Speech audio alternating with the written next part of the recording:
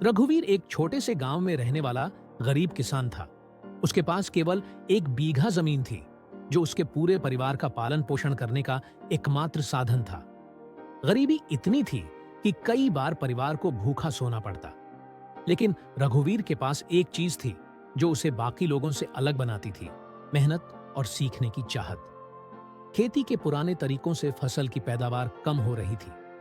रघुवीर ने महसूस किया कि अगर उसे अपने परिवार की स्थिति सुधारनी है तो उसे खेती के नए और बेहतर तरीके सीखने होंगे। गांव के बड़े किसानों से मदद मांगने पर उन्होंने उसकी गरीबी का मजाक उड़ाया, लेकिन रघुवीर ने हार नहीं मानी। उसने गांव की लाइब्रेरी से किताबें पढ़ना शुरू किया।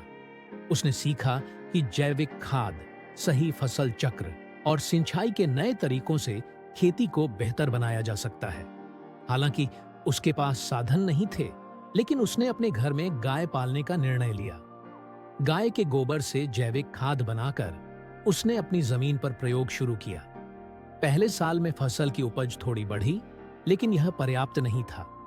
गांव के लोग उसकी मेहनत को बेकार समझते थे, लेकिन रघुवीर ने हिम्मत नहीं हारी।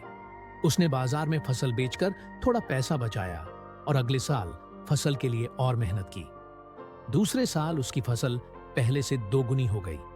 अब गांव के लोग उसकी मेहनत की तारीफ करने लगे।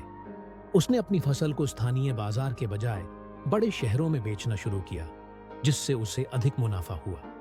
कुछ ही सालों में रघुवीर ने अपनी मेहनत और समझदारी से अपनी जमीन का विस्तार कर लिया।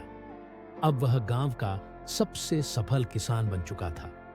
उसने न केवल अपने परिवार को गरीबी से बाहर निकाला, बल्कि गांव के अन्य गरीब किसानों को भी खेती के नए तरीके सिखाए। रघुवीर ने पूरे गांव में यह विश्वास पैदा किया कि मेहनत और दृढ़ संकल्प से कोई भी अपनी किस्मत बदल सकता है। आज रघुवीर पूरे गांव के लिए प्रेरणा का स्रोत है। उसकी कहानी हमें सिखाती है कि कोई भी परिस्थिति कितनी भी कठिन क्यों ना हो, अगर आप मेहनत और सच्चे दिल से प्रयास करेंगे तो सफलता आपके कदम चूमेगी। अगर आपको यह कहानी प्रेरणादायक लगी तो लाइक करें और ऐसी और प्रेरणादायक कहानियों के लिए हमारे चैनल को सब्सक्राइब करें। धन्यवाद।